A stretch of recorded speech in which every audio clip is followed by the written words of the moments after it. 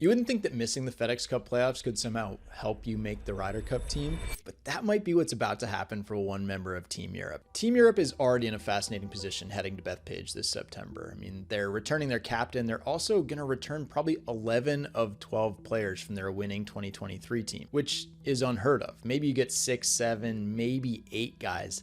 But this is a special squad. You know these names. It's Rory McIlroy, Robert McIntyre, Tommy Fleetwood, Justin Rose, Tyrrell Hatton, Shane Lowry, John Rahm, Sepp Straka, Ludwig Oberg, Victor Hovland, Matt Fitzpatrick.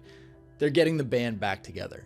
But they've essentially left a wild card spot open for whoever's playing the best golf at the end of the summer. Where things get interesting is with Rasmus Hojgaard. Rasmus Hojgaard had an awesome 2024. He was one of the best players in Europe, and he racked up a bunch of Ryder Cup points, which means that even after kind of a up and down 2025, he's still number 8 in the Ryder Cup standings. Now, on Team USA, if you miss the FedEx Cup playoffs, you don't really have any more opportunities to earn points.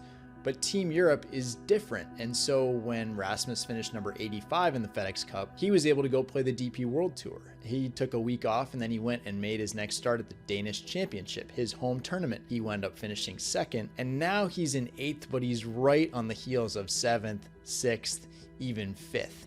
And so while the top players in the world are playing the Tour Championship at Eastlake this week, Rasmus is going to tee it up at the British Masters, and basically all he needs is like a top 30 to play his way into the top 6 to get one of those automatic qualifying positions. On one hand, this could really simplify things. This could be kind of poetic. I mean, Luke Donald could take his 11 guys and then replace Nicolai Hojgaard with his twin brother Rasmus Hojgaard. And that might well happen. But where things get tricky is that Harry Hall, an Englishman who's one of the hottest players, not just on Team Europe, but in the entire world, made it all the way to the Tour Championship, which means that he's at Eastlake this week, where you can play for a lot of money, but you actually don't get any Ryder Cup points. And so as a result, if Rasmus plays his way into this top 6, you either have to leave Harry Hall at home, or you suddenly have to have a very complex conversation about one of your big name established guys who you thought was a guaranteed lock.